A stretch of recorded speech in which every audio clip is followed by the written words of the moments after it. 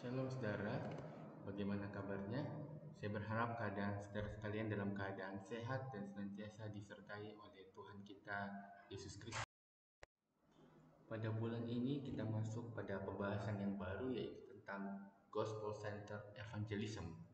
Dalam tema bulan ini kita ingin sama-sama melihat penginjilan yang berpusat kepada Injil, sehingga penginjilan itu bukan menjadi ajang untuk show atau menunjukkan diri, tetapi kesempatan untuk membagikan kabar baik Injil kepada orang lain.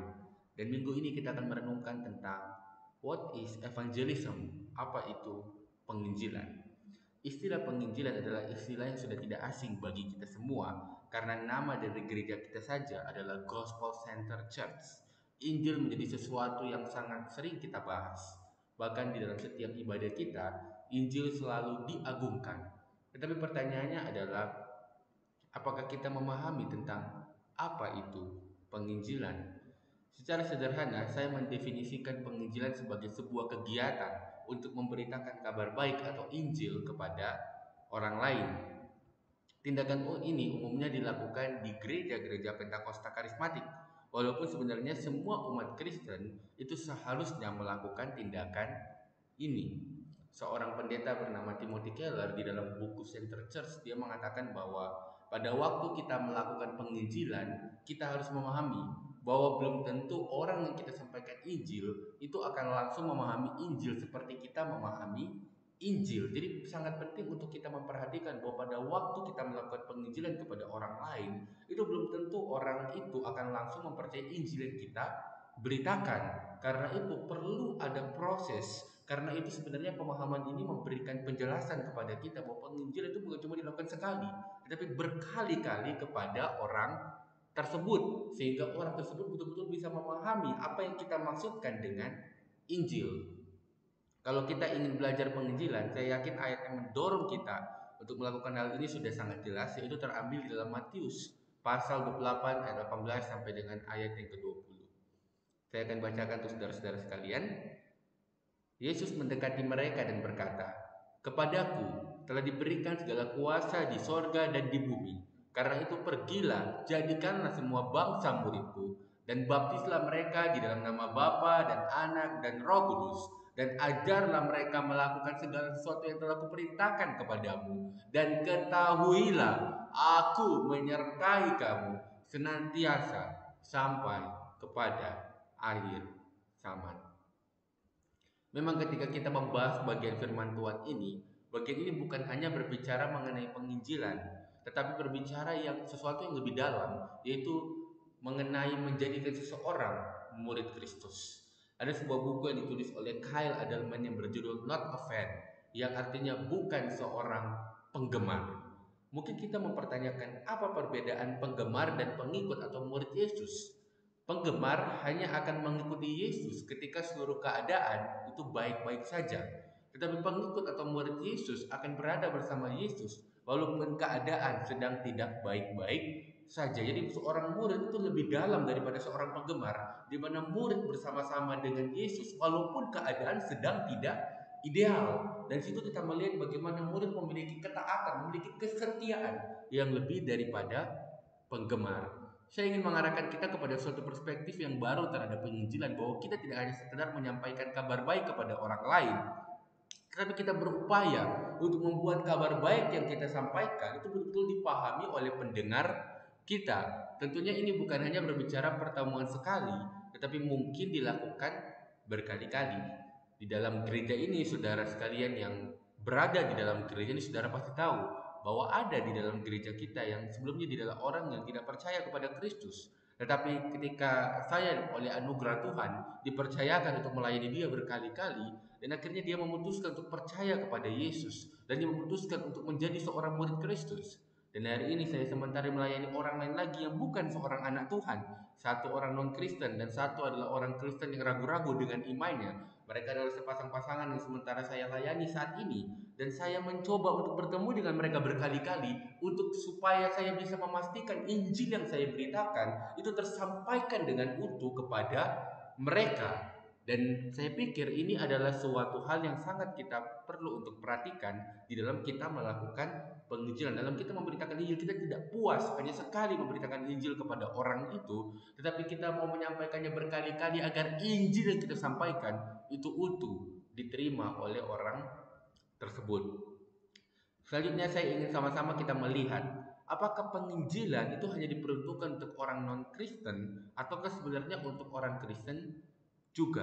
Nah, menjawab pertanyaan ini kita tidak boleh lupa seorang tokoh yang sangat menggaungkan hal ini, namanya adalah Martin Luther. Martin Luther adalah seorang yang saleh di dalam agama Katolik. Dia adalah seorang Kristen yang saleh di dalam keyakinannya. Dia dianggap sebagai seorang imam yang tanda kutip seperti tidak bercela, dan teman-teman sekitarnya itu menganggap dia sebagai orang yang selalu melakukan apa yang benar di hadapan Tuhan. Tetapi seorang yang dianggap benar, seorang yang dianggap saleh, itu mengatakan seperti ini: aku mengkhotbahkan Injil kepada diriku setiap hari karena aku melupakannya setiap hari. Seorang yang dianggap saleh itu pernah berkata di dalam salah satu tulisannya, yaitu setiap kali aku melihat cermin, aku melihat seorang pendosa yang diberikan kasih karunia oleh Tuhan. Dan di sini kita menemukan apa?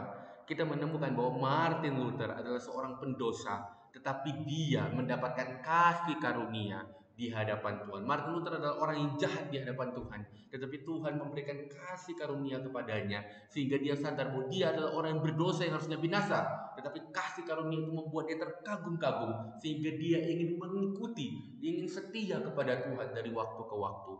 Sehingga saya pun memahami apa yang dikatakan oleh Timothy Keller. Timothy Keller mengatakan bahwa Injil itu bukan hanya ABC di dalam kehidupan orang Kristen, tetapi Injil adalah A sampai Z di dalam kehidupan orang Kristen. Itu berarti bahwa penginjilan bukan hanya dilakukan kepada orang non-Kristen, tetapi juga kepada orang Kristen. Kita perlu dari waktu ke waktu mendengar berita Injil agar kita bertobat dari segala dosa kita dan mengingat anugerah keselamatan yang menyelamatkan kita. Tanpa kita bertobat dan mengingat anugerah keselamatan itu, kita pasti akan jatuh di dalam berbagai-bagai berhala hati kita.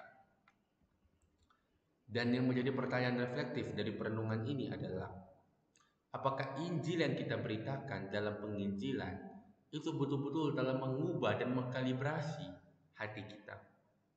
Apakah Injil yang kita beritakan dalam penginjilan itu betul-betul dalam mengubah dan mengkalibrasi hati kita? Ataukah sebenarnya Injil itu tidak membuat kita betul-betul memiliki sebuah standarisasi yang sesuai dengan kebenaran firman Tuhan, sesuai dengan kebenaran Injil?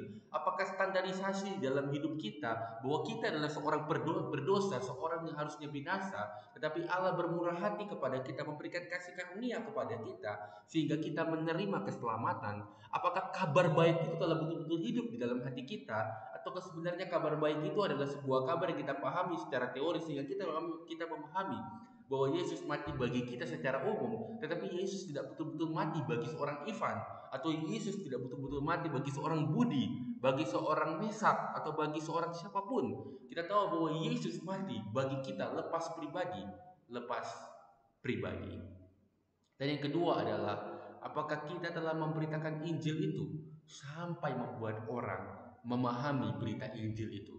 Jangan sampai setiap penginjilan kita hanya semata-mata untuk kepuasan hati kita, atau yang penting kita sudah menginjil, kita sudah merasa hebat, atau kita sudah merasa bahwa aku sudah melakukan perintah Tuhan dan sudah cukup. Kita harus dari waktu ke waktu itu memberitakan Injil kepada orang lain. Dari waktu ke waktu kita menceritakan Injil, termasuk kalaupun kita tahu bahwa dia sudah percaya kepada Kristus, kita perlu mengingatkan dia akan Injil, dan kita juga perlu mengingatkan kepada diri kita akan Injil, karena Injil itulah yang akan mengubah kehidupan seseorang.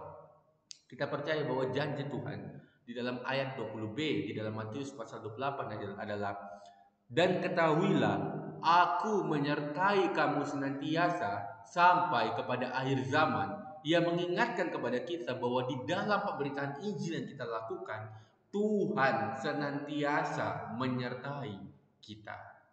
Saudara sekalian, saya ingin mengatakan bahwa Apapun keadaanmu hari ini, apapun situasimu hari ini, kalau engkau hari ini sudah sungguh-sungguh mempercayai Kristus, maka engkau tahu bahwa Dia senantiasa menyertaimu. Kalau engkau sungguh-sungguh memahami dan mempercayai berita Injil itu, maka seharusnya engkau memahami bahwa Yesus itu tidak pernah meninggalkanmu, dan engkau memahami bahwa kasih karunia-Nya itu cukup dalam hidupmu dan terus membaharui, terus membuat engkau kagum kepadanya. Allah yang setia, Maha Pemurah dan penuh kasih. Engkau yang berdosa, tetapi Dia yang tidak mengenal dosa menjadi dosa oleh karena kita yang berdosa di hadapan Dia. Kiranya kebenaran ini mengingatkan kepada kita betapa luar biasanya kasih karunia yang memampukan kita untuk memberitakan kasih karunia itu kepada orang lain, sehingga orang lain itu bisa melihat kekaguman Injil itu, sehingga kita pun tidak malu untuk terus mengatakan itu dari waktu ke waktu, untuk mengingatkan orang itu dan mengingatkan kita bahwa keindahan dari Injil itu sungguh luar biasa. Soli Deo Gloria, biarlah Tuhan Yesus senantiasa dipermuliakan dan diagungkan di dalam kehidupan kita. Amin.